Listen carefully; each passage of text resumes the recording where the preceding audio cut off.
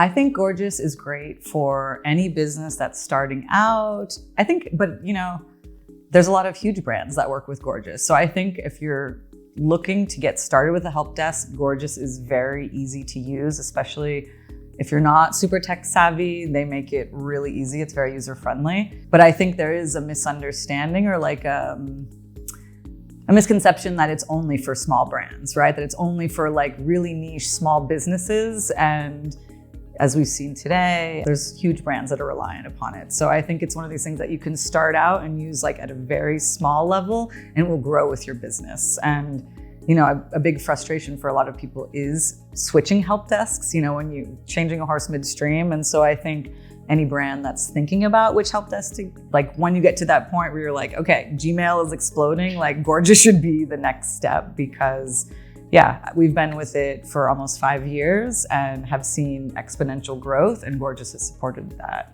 throughout. So you were with Tushy like pre-Gorgias and then? No, I joined Tushy in March of 2020 and they took on Gorgias, I believe it was September of 2019.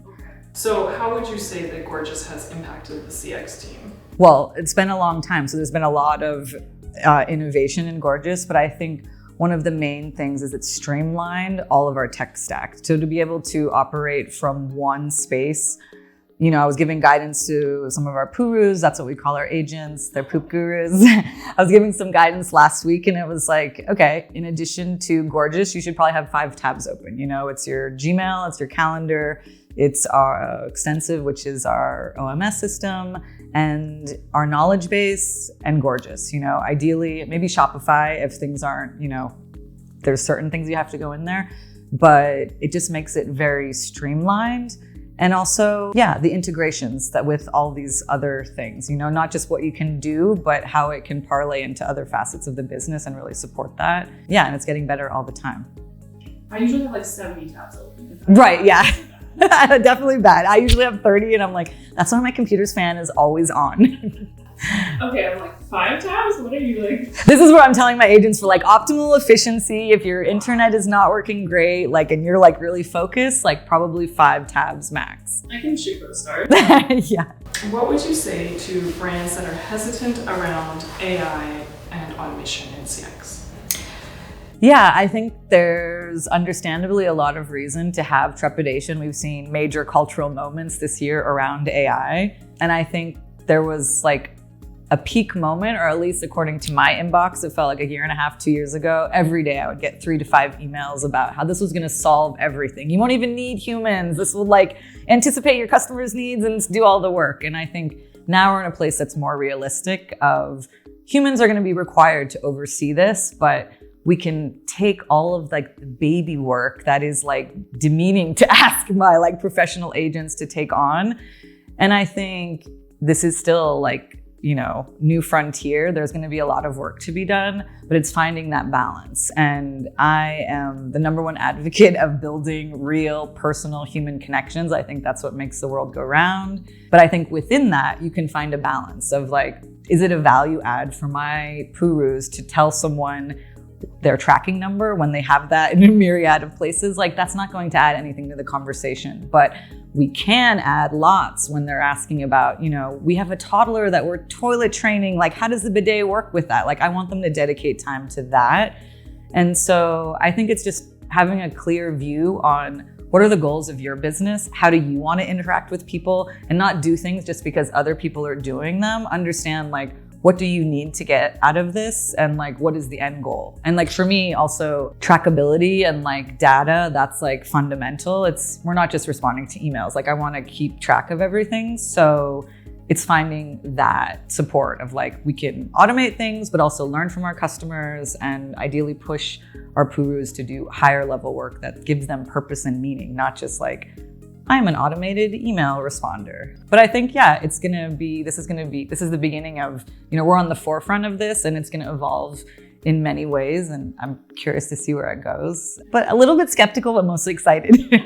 I like the honesty. I like the idea too of what you said about giving purpose and meaning, because you're absolutely right.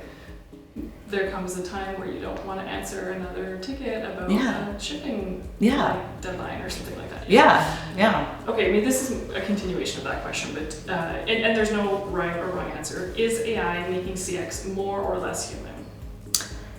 That is a good question. Is AI making CX more human? I think it depends how you use it. I think it can make it more human, and I think our MO has always been be transparent and clear when you're talking to a bot, when you're using an automation, like our auto responders and email say at the top, this is an auto response. Because in the past, we would get responses from customers like, that's so callous. How could you respond like this when I said my mother died? And it's like, it's an auto response. And so we had to put that at the top, because when you're talking to people from the ages of 20 to 80, like their understanding of this technology is not the same. And so I think there is a place for all of these things. It's just being clear about how you use it. And I think in our use of it, we're always going to be very clear. Like the AI agent we named Tushy Robut, like RO-BUTT. So it's clear, like we're not pretending this is an agent that misunderstood or made some callous joke. This is so that you can get an instantaneous response. That being said, like we do have a whole team of real pooping humans that are here and have your backside, but you don't always need to rely on that. And I think it depends on how old someone is, what kind of exposure they have to it. If you're older, you're probably very like, I don't want to talk to a robot. If you're 22, you definitely don't want to talk to a human. And so it's like meeting people where they are. But I think, we're going to see a lot of different use cases of how it can be used. And I think different levels of transparency. But I think certain things we used to have to explain a lot, like QR codes, right? Pre-pandemic, it was like, in our instruction manuals, like this little bitty thing, we're like explaining it. And then like, COVID happens and everybody knows what a QR code is. You don't even need to explain that. And we've removed that from the instruction manual. And I think AI is going to be one of those things that people are all very used to. Now you see it on Instagram, you see it on Facebook, but I'm curious to see definitely where it goes. But I think it can humanize in a way that it empowers people with information. If you're using it right, people will feel more connected to your brand because you're giving them the information. But to me, it's always important to know, are you talking to a human that cares, or is this just a service that's delivering you information and you can follow up and talk to someone if you do need that? Yeah, I think the transparency piece is a key part there. Like the idea of a butt bot, I don't know what it would do. Yeah, the Tushy Robot. Yeah. For example, like I had a friend that she worked on CX for a company. Let's say the founder's name was Lisa, right? And every person on the CX team used the name Lisa. So there was this fiction that the founder was responding to every ticket.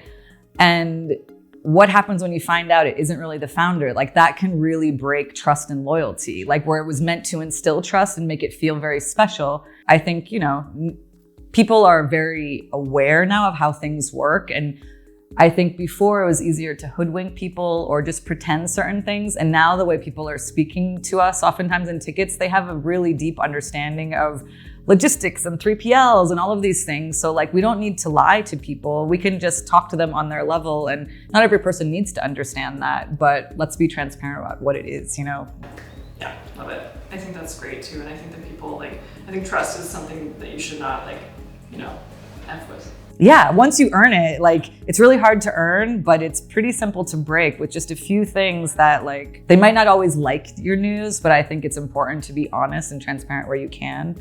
And if it doesn't convert, you get complaints about all different things, but if your company doesn't do that, it's it's things like, this product is too expensive. Well, we've done ample market research. We've sold millions of them. Like, if it's too expensive for you, I totally understand that, and that's your truth. But maybe this is not the product for you at this point in your life. And so it's understanding that we are not, we are for everyone with a butt, but I think it's learning how to take feedback on some of these things, but also understanding it's maybe not one size fits all for some things. And I would like to be transparent, and then you make the choice. It's your money, it's hard earned. How do you want to spend it? Yeah, no, I love it. So I'm gonna bring in a question from Matilda because she really was hoping we'd pass on a convert question to the convert users. One of the things she was saying, I'd love to capture a success story where convert led to a reduction in return rates. I know of a sort of case with Tushy. So let's imagine I'm asking a question that's has convert ever led to a reduction in return rates, sort of thing? Yeah.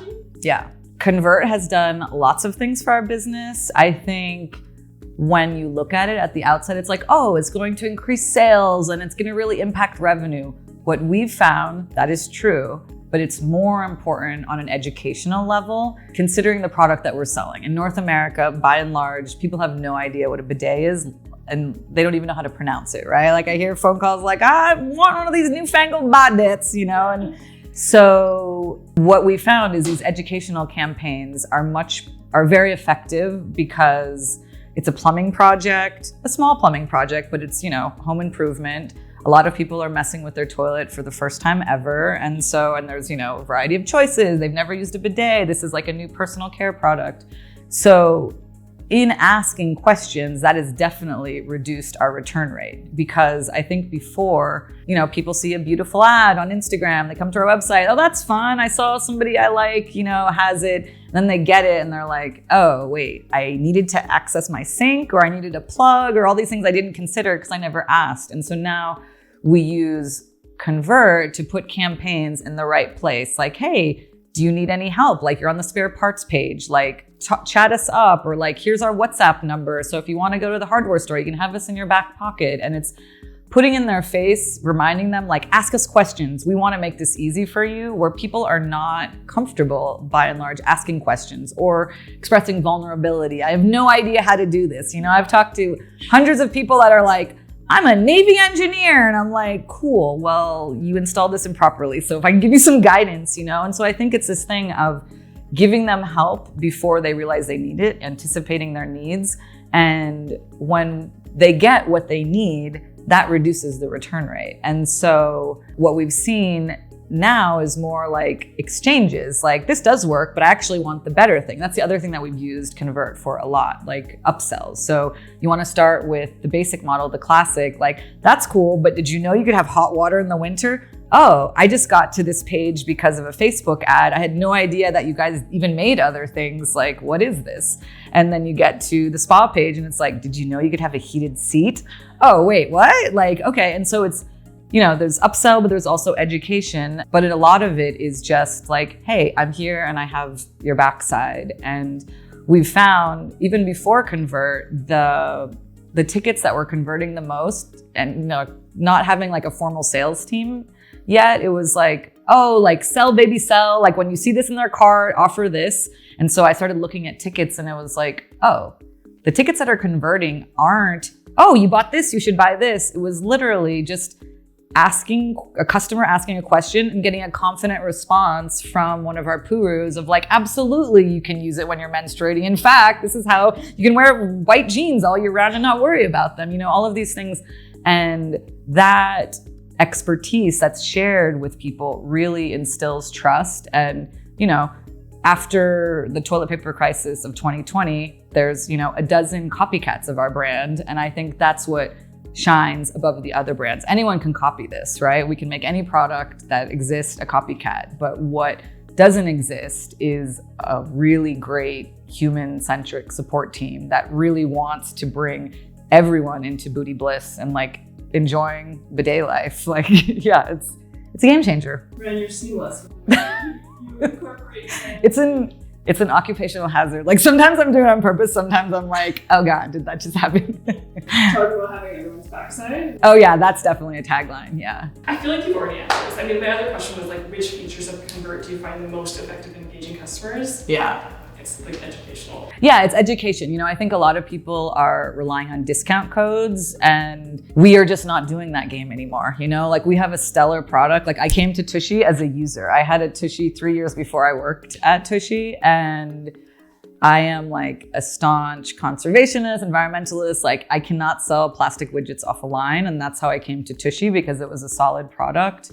And that is what I want to share with everyone. So we're not discounting the product because it's like, I want to be like a Dyson or an iPhone. You don't need, like, if you need a discount to buy this, like, I need to talk to you more because this will change your life. And I think there are tactics that work for certain brands that we have purposely not engaged in. So we might not get those crazy conversion rates because we're not just giving away free money. Like, I want to tell you how much money you're gonna save on toilet paper, the most expensive consumer good that you're literally flushing down the toilet. I don't need to give you $9.86 back. You're gonna save more in the first month than any promo code I could give you. And I think we're seeing that change in the e-commerce environment, especially as the macroeconomic climate changes. And I wanna be talking to customers about how we can add more value to your life, not like, do you have a promo code?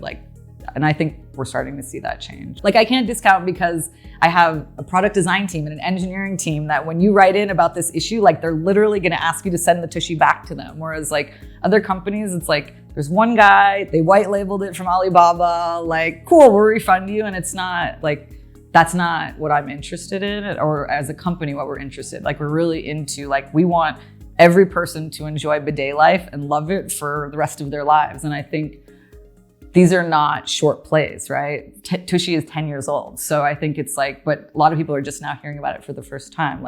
To change culture and push culture, it takes a lot, and you have to be hit on the head many, many, many times, especially in a place where culturally it's not the norm.